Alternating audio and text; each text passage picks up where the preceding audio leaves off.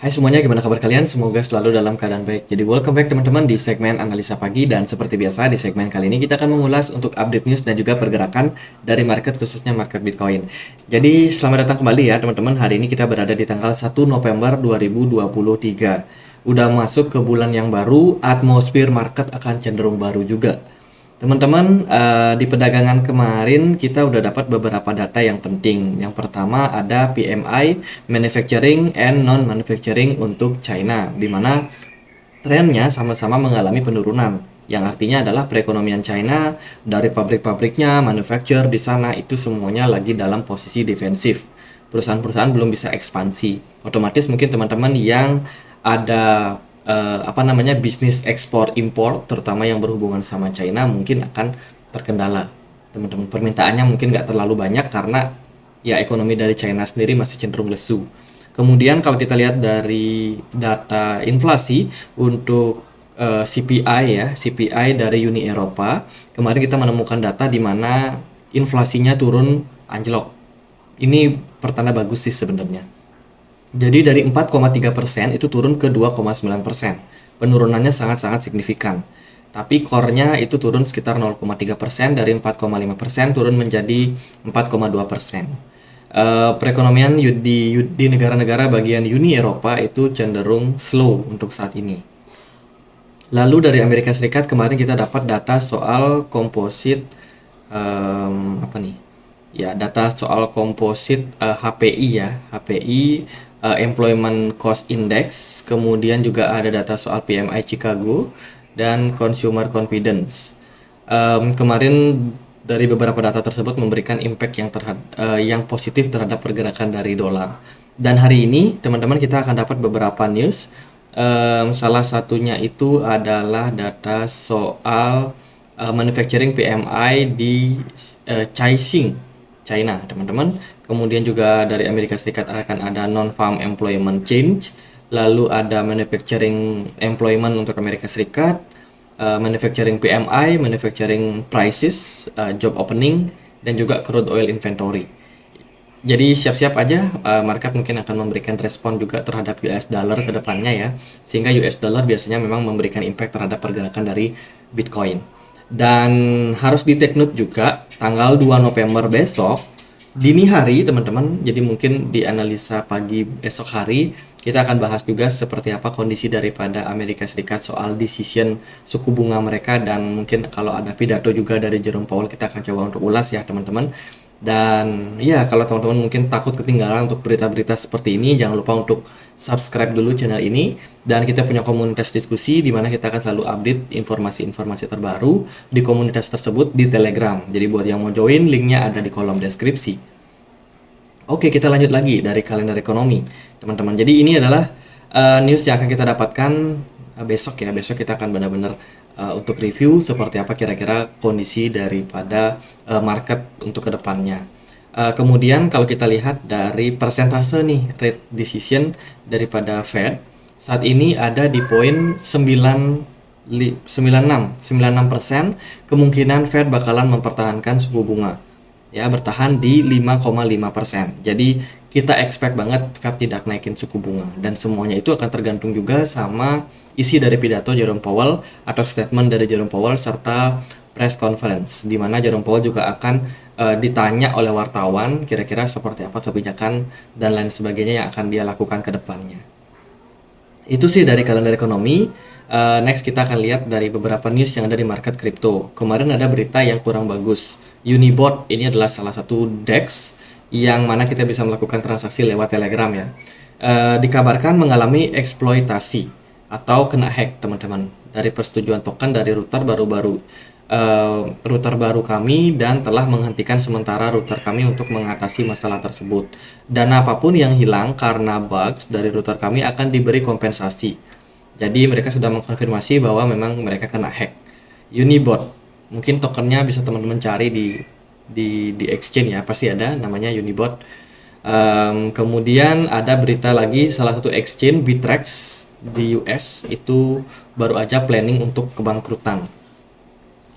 Rencana kebangkrutan yang akan diselesaikan oleh pengadilan. Jadi ini kabar yang kurang bagus untuk exchange Bittrex yang mana sudah terregulasi di Amerika Serikat, yang kabarnya mau atau berencana untuk mengajukan kebangkrutan. Wah, padahal kita udah mau masuk bull market nih teman-teman, kayaknya udah nggak bisa bertahan ya. Pengadilan Kebangkrutan Amerika Serikat untuk distrik Delaware pada hari Senin menyetujui perubahan rencana likuiditas bab 11 untuk Bittrex dan ekuitas terkait termasuk dissolution holding. Terlepas dari ketatnya prosedur di balik keputusan tersebut, pertanyaan tetap ada ketika keputusan disetujui pengadilan menggerakkan perusahaan yang berbasiskan di Seattle untuk melikuidasi asetnya guna membayar kreditur. Jadi bangkrut nih teman-teman. Kemudian kemarin ada Gary Gensler yang kabarnya itu mengucapkan selamat ulang tahun. Gary Gensler memposting ucapan bernuansa Halloween untuk hari jadi buku putih Bitcoin. Jadi kemarin itu tanggal 31 itu adalah peringatan untuk 15 tahun Satoshi mempopulerkan white paper dari Bitcoin. Dan ya ini The Simpsons teman-teman. Gary Gensler sendiri ya bisa dibilang ikut celebrate juga, ikut merayakan juga di mana Bitcoin itu berulang tahun, bisa dibilang seperti itu ya. Mungkin mau ulang tahun, belum resmi dibangun tapi white papernya itu diluncurkan kemarin. Jadi ya itu sih nggak terlalu ngaruh juga sih sebenarnya. Kemudian dari berita yang lain ada Treasury, ini Amerika Serikat teman-teman melakukan pinjaman borrow sekitar 776 billion, banyak banget teman-teman, di mana ini digunakan untuk mensupport perekonomian mereka selama 3 bulan ke depan hingga akhir tahun. Jadi dikabarkan Treasury itu sudah melakukan borrowing teman-teman, otomatis ya uang itu mengalir masuk ke market ya. Ada aliran dana masuk ke market sehingga untuk beberapa kasus seperti mungkin perusahaan-perusahaan yang kesulitan itu akan dapat semacam financial dapat semacam bantuan gitu teman-teman. Jadi ini upaya dari Amerika Serikat untuk mempertahankan perekonomiannya. Dan kemudian kita lihat dari berita yang lain ada Circle yang bakalan menutup beberapa akun pribadi. Jadi Circle itu dikabarkan bakalan menghapuskan akun konsumen secara bertahap, tetapi bisnis dan mint itu akan tetap ada. Jadi intinya adalah Circle ini ya perusahaan stablecoin yang meluncurkan USDC. Nah itu tidak lagi memberikan akses untuk individual untuk join teman-teman ataupun menggunakan layanan mereka. Mereka hanya akan tersedia untuk bisnis saja dan juga untuk diminting ke depannya. Jadi ya itu ya teman-teman tidak akan melayani untuk pribadi. Itu sih beberapa news yang cukup ramai di market. Lalu kita mungkin lihat aja gimana pergerakan dari market. Nah kemarin DXY mengalami kenaikan ditunjang karena beberapa data dari kalender ekonomi ya yang kemarin kita dapatkan itu positif. Yang ini teman-teman, data soal Employment Cost Index, Composite Composite HPI ini mengalami kenaikan. Kemudian PMI Chicago juga ya turun tipis ya, consumer confidence-nya naik. Ini memberikan impact terhadap dolar yang juga cenderung mengalami penguatan. Kemudian XAU atau gold akhirnya masuk ke fase jenuh untuk naik dan sekarang posisinya lagi koreksi sekitar 0,6%. Bitcoin dan kawan-kawan kemarin juga mendapatkan tekanan jual ya, dimana BTC dominance kemarin sudah sempat turun tapi balik naik lagi. Ini menekan beberapa altcoin kemarin membuat koreksi. GRT udah koreksi, ARB, Elis, kemudian BNB koreksi tipis. Terus ada Matic, Luna, Cardano, Habar dan kawan-kawan semuanya juga koreksi lumayan. Solana ini agak tinggi teman-teman. Solana belum koreksi sama sekali nih. Salah satu yang mungkin melawan arus ya. XRP sempat naik juga kemarin tapi akhirnya koreksi. Dan ya overall pergerakan dari market Bitcoin masih wait and see, menunggu keputusan daripada suku bunga Amerika Serikat. Saya rasa begitu. So far Bitcoin masih tetap sustain bertahan di kisaran level 34.400. Namun mungkin beberapa altcoin ada yang sudah kena tekan, ada juga yang masih cukup strong. Kondisi mix dari market ini mungkin akan terus berlanjut sampai dini hari malam besok.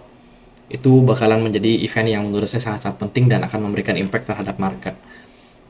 Kemudian dari volume perdagangan, by the way, bagus ya teman-teman, nggak ada masalah. Kita akan sedikit review kondisi dari monthly candle-nya. So far masih sangat-sangat baik, di mana volume perdagangan bulan Oktober kemarin sangat bagus dengan ya volume yang naik, dan juga volume smart money juga cenderung mengalami peningkatan. Dan ini kalau kita lihat di time frame daily juga cenderung masih cukup positif bagi saya. Pertama, belum ada candle pembalikan arah dari Bitcoin. Yang kedua, volume perdagangannya masih tetap kuat dengan smart money yang juga masih cenderung strong. Itu sih paling kita bakalan sideways aja sementara ini teman-teman dalam beberapa waktu, khususnya Bitcoin ya. Sementara altcoin mungkin beberapa udah yang ada yang koreksi. Jadi kalau teman-teman ada yang coba buat lirik, bisa dimanfaatkan mungkin ya untuk akumulasi, tapi ini masih ada possibility untuk turun sih teman-teman. Jadi kalau ada koreksi lanjutan, mungkin ada diskon, teman-teman yang mungkin planning untuk cicil-cicil barang ya bisa dimanfaatkan aja, mumpung kita juga masih dalam fase pre-bull run. Jadi belum bull run, jadi masih ada kesempatan buat teman-teman yang mungkin belum cuan. Itu sih dari Bitcoin. Level support yang bisa diperhatikan yaitu di kisaran level 31.000 sampai 30 ribuan. Itu level support kuat, dan posisi Bitcoin menurut saya nanggung banget. Dia ada di tengah-tengah antara level support sama level resistance. Resistance ada di kisaran 38.400-an something. Jadi karena posisinya di tengah ya, kalau mau masuk nanggung banget teman-teman. Nanggung banget. Lebih baik dia nunggu harganya ketika di support atau benar-benar di resistance dan breakout. Nah, itu mungkin lebih aman buat teman-teman yang takut untuk beli, takut ketika beli harganya langsung turun. Nah, lebih baik sih gitu aja teman-teman. Tapi kalau yang mau DCA, tetap sama planning kalian aja. DCA cara yang paling bagus teman-teman, dengan membeli secara bertahap, mencicil, kita akan dapat harga rata-ratanya nanti.